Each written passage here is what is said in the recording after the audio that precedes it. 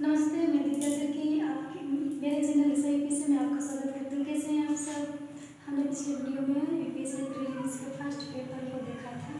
आज हम लोग सेकंड पेपर को देखते हैं। चलिए आज का वीडियो शुरू करते हैं।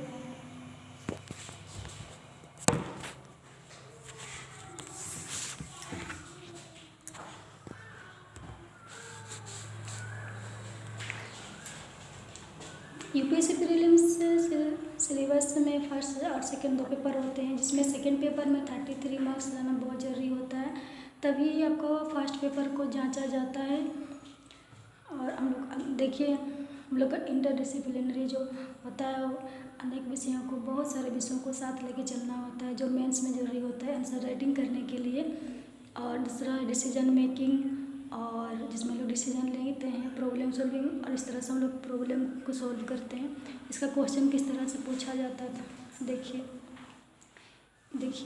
इस तरह से क्वेश्चन पूछा जाता है। कोई प्रॉब्लम दे दिया जाता है, उसको आप किस तरह से सॉल्यूशन करेंगे, डिसीजन किस तरह से लेंगे आप, ये देखा जाता है। देखिए ऑप्शन इस तरह से,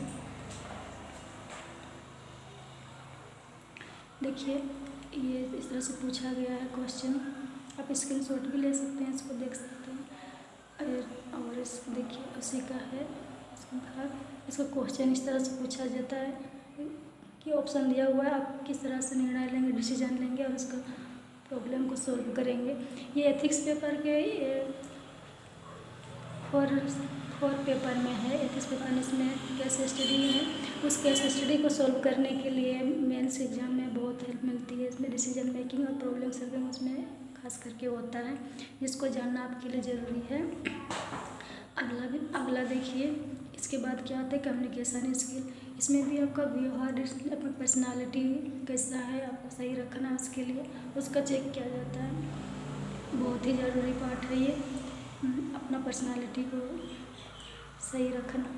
अगला है कंप्रीहेंशन। देखिए बहुत सारा क्वेश्चन पूछा जाता है एग्जाम में।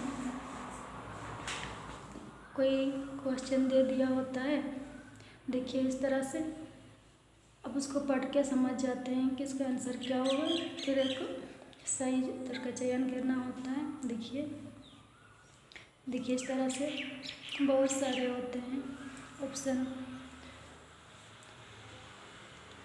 क्वेश्चन दिया होता है।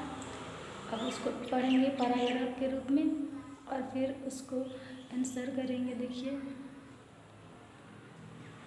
इस तरह से सबसे ज़्यादा क्वेश्चन कंप्रीहेंशन से ही पूछा जाता है, इसलिए इसको ध्यान रखिएगा। प्रैक्टिस करना बहुत ज़रूरी है। उसके बाद आता है बेसिक न्यूमेरिक्स। इसमें 10th लेवल का मैथ्स पूछा जाता है। उसके बाद डाटा इंटरप्रिटेशन, ये भी 10th लेवल का ही है। साथ ही रीजनिंग भी आपको पता है हर एग्जाम में पूछा जाता है। इसका प्रैक्टिस थोड़ा बहुत कर लेना जरूरी है। मेंटल एबिलिटी, ये सब हर एग्जाम में पूछा जाता है, बस आपको प्रैक्टिस करने की ज़रूरत है। देख लीजिए जिस तरह से क्वेश्चन मैथ्स का पूछा जाता है, 10th लेवल का है ये सब।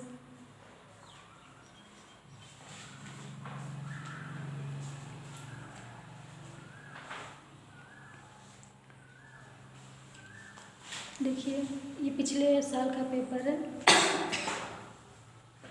इसमें देखिए, इसमें सेकंड पेपर का एक क्वेश्चन पेपर है पिछले साल का।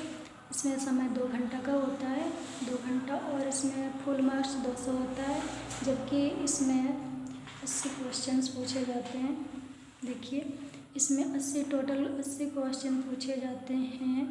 हिंदी और इंग्लिश दोनों मीडियम में है। देखिए हिंदी मीडियम के बच्चे हिंदी में एग्ज़ाम दे सकते हैं, इंग्लिश मीडियम के बच्चे भी इंग्लिश में देखिए आंसर कर सकते हैं, तो कोई दिक्कत नहीं है। आप किसी भी मीडियम में हैं, हिंदी और इंग्लिश दोनों के लिए अच्छा है। ये दोनों में से किसी भी एक मीडियम में एग्ज़ाम दे सकते हैं। यूपीएससी के तैयारी करने में ऐसे तो सबसे पहले पर्सनालिटी को देखा जाता है, उसको ठीक करिए। उसके बाद मेंस के जितने भी टॉपिक हैं उस हिसाब से तैयारी रखिए।